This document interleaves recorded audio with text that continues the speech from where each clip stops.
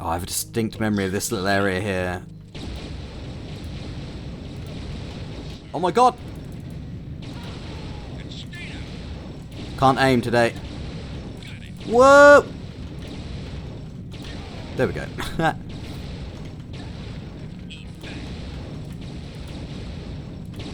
RTX 314 React here. Happy New Year. Today we are looking at the Unreal Tournament demo, version 3.48. I first played this probably 24 years ago on a Pentium 2 450 with 64 megabytes of RAM and an integrated GPU, and it ran really smoothly. It captured my imagination with the unique maps, unique weapons, awesome characters, and it's what got me into Unreal Tournament, so I really have a lot of nostalgia for this demo. Now, this has a very New Year's sort of feel to me, because you imagine getting a new PC over Christmas 1999 and then playing a whole load of games on it, then getting the demo for this and installing it and just playing it over the holidays. So I thought it'd be wonderful to kick off 2025 with some nostalgia of the Unreal Tournament demo. Now I'm having to use DG Voodoo here because otherwise it won't run in full screen and it won't run properly with Direct 3D, but with DG Voodoo it runs at 4K with Direct 3D support quite nicely. You can see here, this is one of those demos from the day where there was a lot of content to it. Looks a lot like the final version. Got the lovely U windows here. You've even got the tournament here, which has a number of matches you can play on it. You can even resume the tournament and save your progress over it. You can play practice sessions. There's 4 deathmatch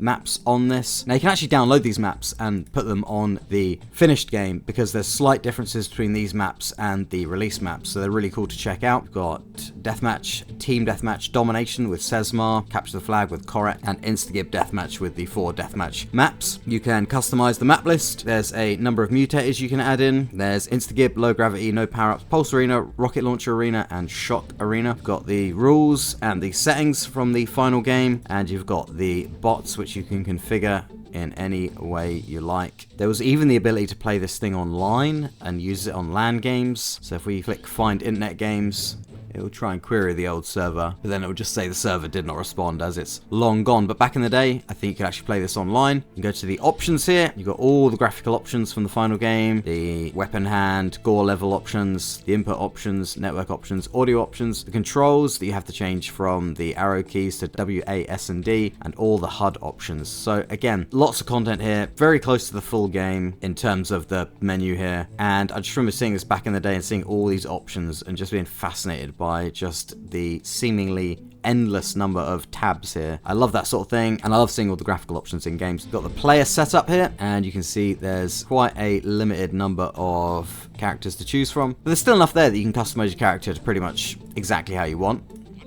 Really cool for a demo. You can even play in spectator mode, and there's even some options here for the NG World stats stuff, which I believe was an online multiplayer stats thing back in the day that no longer exists, of course. You got the weapons here: rocket launcher, minigun, pulse gun, shock rifle, double enforcers, single enforcer, impact hammer, and the translocator. So it doesn't have all of the weapons of the final game, and you've got all the NG World stat stuff here, which is long dead. You've even got access to the system console here, which is awesome, and time demo statistics for the frame rate, show the logs, and a bunch of help and support stuff here. So this is really cool, really fully fledged demo. Back in the day, you'd get these demos which are almost video games in and of themselves because you could just get them for free and just keep coming back to them and playing them over and over again, especially with the ability to save games and stuff. Let's go into the tournament here and play through a few of the maps. Start off with some Turbine. I think it was actually Morpheus that was the first map I ever played, but this map has a really good feel to it, because it had my first look at some really cool water effects, which was these. Look at that. I don't think I'd ever seen water effects like that before in a game. And while they don't look amazing now, back then, on a late 90s PC, they looked amazing. And also finding out for the first time all the different ways the weapons worked. Like finding out the secondary fires and stuff like that, and even the tertiary fire of the shock rifle was just so cool. And all the jibbing as well. I remember being absolutely fascinated by that, and it made me laugh so much because it was just so over the top in terms of gore, the double kills, the way the characters speak to each other, the ridiculous weapons, the overly muscly characters It just had a real humorous effect on me. Looks like there's a slight issue with the textures there on that wall. Don't know if that's in the final version. Back in the day, loading this up on the Pentium 2, and my prime experience with video games was with the PS1 still. Going up to this was just fascinating. I also love discovering how the rocket launcher works and the secondary modes. I think I first discovered the alternate fire on this by just accidentally holding down the mouse button and seeing that it was loading in loads of rockets, and then I remember bursting out laughing, realizing that it was firing 6 rockets at once. Because it's just so funny, it's just so ridiculous. And of course the awesome environment mapping there on items like this still looks great now. Always had a fascination with computer graphics and computers ever since I first saw a computer. Many decades ago now. It ran so smoothly on my Pentium 2. Because most games ran really badly. Ooh, Phobos. A lot of games ran really badly, especially with that integrated GPU. It was probably like an SIS GPU or something like that. So to see something like this where it just ran really smooth. Although if I was to go back in time and play it, it was probably running at like 30 to 40 FPS. But it felt smooth to me back then. Because I was probably used to really low FPS, like PS1 FPS. Or when I played Lego Island for the first time, and it was in software mode, and yeah, it ran really badly. It ran at literally like 5 to 10 frames a second, and I never really realized at the time that it was running so bad, but now looking back I'm like, oh my god. That was a slideshow. I don't know how I ever played it like that. So that was the sort of frame rate I was used to. And to load up a game like this, where it started off in DirectX rather than software rendering, it was just fascinating, and it blew my mind because it's so smooth, and also obviously all the texture filtering here and the lighting, stuff like that. I loved it. And of course, the first time you see these maps here, it's just mind-blowing. Because I really hadn't seen anything like this at the time, with the spinning skyboxes and the space stations in space and the music as well. It's the combination of everything. And again, the first time seeing the tertiary fire on this, just so amazing. And there's no sniper rifle up here on the demo, just a U damage. But I just remember coming up here for the first time and just going, oh my god. Especially that sort of bump mappy looking effect on Mars there. Just looking down at the space station spinning around like this, just... it's so amazing. And that's why the demo, even though a lot of the content is there in the final game, the demo itself has that specific nostalgia to it. Also loved the minigun, it was so satisfying. Congratulations, you are the winner. Like when I'd had a bad week, you could just load up the demo and just hold the fire button down on that minigun and feel a lot better. Oh, and of course seeing the announcing thing here, saying who's winning.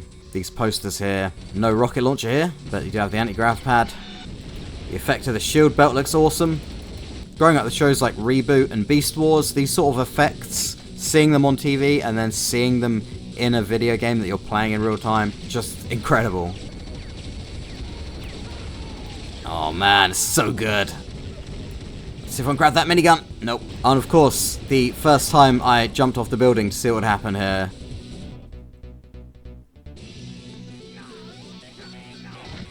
So good. Oh, nice. I remember my parents very much didn't like me playing this demo, but it didn't bother me. I think the weapons look slightly different in this version as well.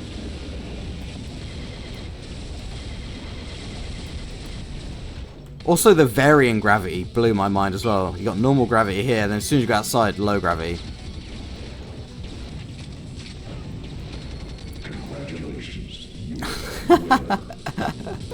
Seems there might be a glitch in the character selection, because I've changed my character to look like the character Bruce, but it still keeps going back to Archon, I believe. I think there's some demos from back in the day that have more content than complete games now. And the only interference you'd really get is when you close the demo and it would either automatically open or offer to open the web page for the game itself. So you have the demo and you think, you know, there's so much content here, and you play it for so long, and then you get the final game and then you see all the content of the game. You scroll down the list of maps and it's like, oh my god. You know, I was happy enough with the 4 deathmatch maps, the capture the flag map and the domination map, but then when you get the final game and there's just a huge scrolling list of them, you're like, oh man. And then you got the community packs that came out, and then all the mods. Oh yes, holding the trigger down when they die and they still keep standing up taking all the bullets. And you be dead, and my house, and die bitch, and all those ridiculous lines. Stuff like that is so good. That had to hurt. I remember quoting it in school and getting in trouble. It was so good. And I remember when I got a computer, because we had the family computer, and I got a computer for myself in my room in late 2003, just in time for Christmas and New Year's. So I remember playing the hell out of this. I don't think I left my room for about a week. I have a distinct memory of being up here. Also, his health files were so satisfying as well. So there we go. Yep, the rocket launcher. So, yep, I remember grabbing the rocket launcher, standing here, and just firing out grenades. Boom. And just watching them all bounce around and explode. I don't know why, but that's a very specific memory I have from standing in that very specific spot. And of course, this is the tournament mode, so there's just a set number of characters. I remember going on the practice mode and realizing you could crank the number of bots up and just making it a chaotic deathmatch.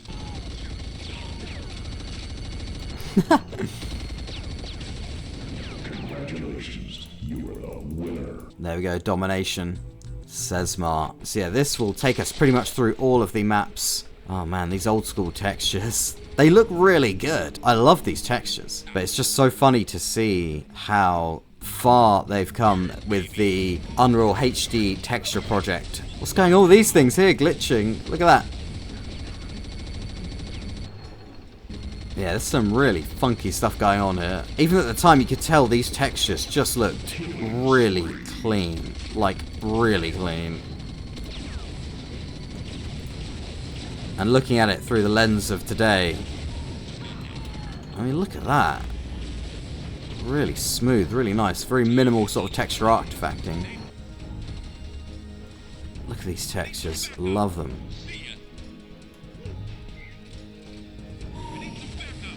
And the music as well. Just unlike anything I'd heard before.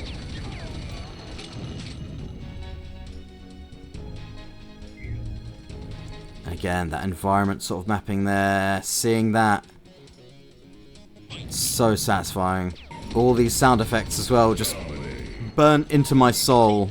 Every single one. And that's why here I am a quarter of a century later, not only still playing Unreal Tournament and making videos on it, which is amazing to be a part of that community, but still coming back and playing the Unreal Tournament demo. Double kill. Oh, it's so good. I think the demo even had the Glide and S3 Metal drivers in it as well. So when booting the game up in safe mode, you could select them. Congratulations, you are the winner. I remember not really understanding what a driver was and what a graphics driver was, how it worked, or anything like that. No idea. And I think I remember selecting Glide back in the day and going, oh, what the hell is Glide? This sounds awesome. And then seeing, oh, it just looks all pixelated. Oh, what's good about that? Not realizing that it, of course, was running in software mode as a fallback. It's just fascinating trying to figure out what was inside the beige box computers back then. Not really understanding how any of it worked and just trying to figure it out piece by piece. Because Google was still in its earlier days, and the art of Googling was non-existent at that time, and the information was very limited.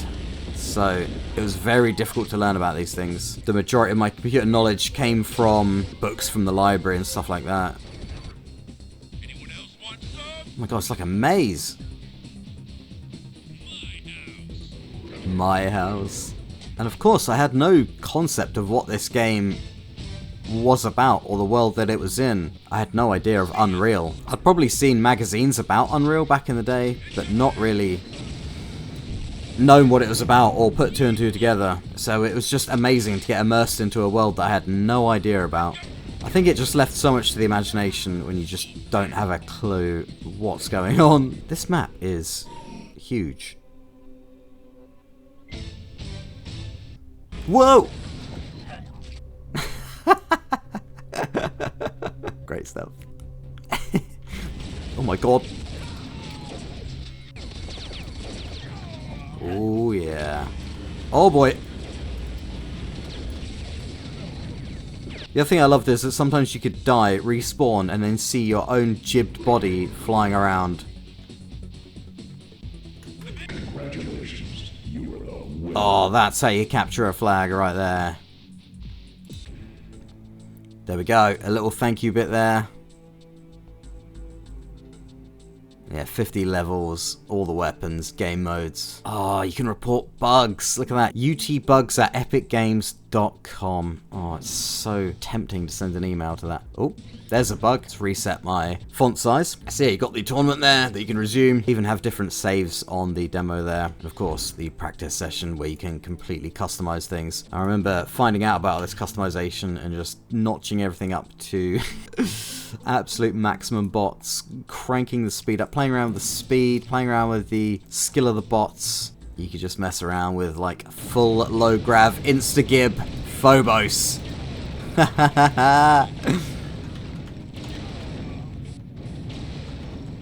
With 16 bots. Look at this.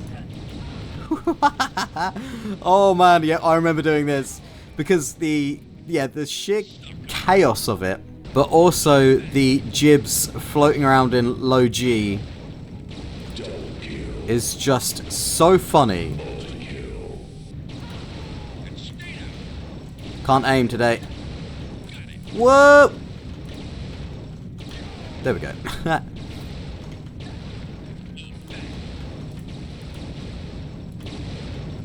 wonder if God mode is available in the console. Yeah, it is. There you go. See, you've even got cheats in the demo as well. So this is chaotic. But let me tell you what's even more chaotic. You go to the player setup, put spectator mode on, you go to practice session, and you go to Morpheus, and you have the bots on godlike, maximum bots, and you put the game speed right up to the max, the air control right up to the absolute max. You got your mutators, you put on insta-gib and low gravity, and you hit start. And you just and you just sit back and watch the chaos. Just the jibs flying around, 200% speed. Godlike bots. And these bots are absolutely godlike. That's no exaggeration. I remember once running a server on an old laptop and having this map running on it for like 48 hours or something and just letting the bots kill each other and kill each other. It got to the end, and when you loaded up the frags here, you could see there was like thousands of frags. It's so funny just to let the bots run and run and run. I may do that again and do a video on it just to see what happens when you leave a server on for several days or something like that. There's just something fascinating about just leaving the bots sort of getting on with it. Like, they don't need the human interaction. They don't need you there as a player. They're just killing each other.